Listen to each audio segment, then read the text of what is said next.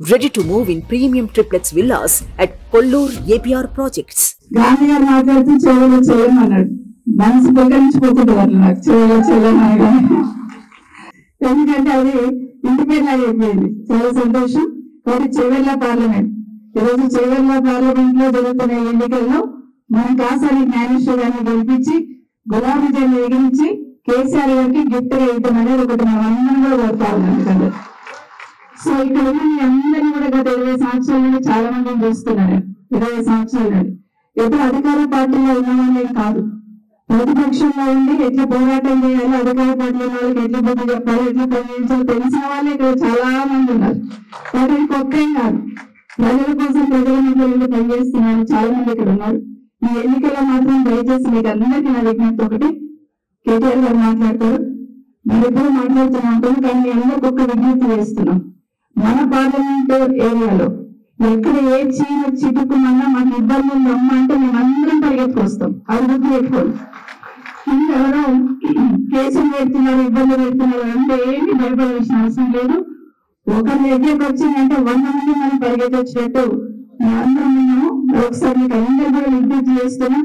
మీ శాసనసభ్యుల సోదరులందరూ నిజంగా వికారాబాద్ జిల్లాలో ఎలక్షన్ కన్నా ముందు నేను ఏమనుకున్నానంటే ఫస్ట్ గెలిచే సీటు పని అనుకున్నాం. ఎందుకంటే అంత బాగా పని చేసుకున్నారు.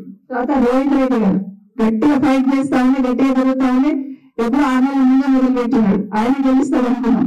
అలాగే మా ఆనంద్ గారు అధ్యక్షుడు ఖచ్చితంగా గెలుస్తారు. ఇంకొకటి కూడా ఏమనుకున్నానంటే వికారాబాద్ జిల్లా కావాలని ఎన్నో రోజుల నుంచి పోరాటం చేసినా కదా, కేసీఆర్ గారు వికారాబాద్ జిల్లా చేశారు కాబట్టి వికారాబాద్ లో ఉన్న వాళ్ళందరినీ గెలిపించాలని నిలుచుకుంటారు వికారాబాద్ ప్రజలు అనుకున్నాను. కానీ చిన్న కట్టుబాటినంత మాత్రం వెనక్కి పోవాల్సిన అవసరం లేదు.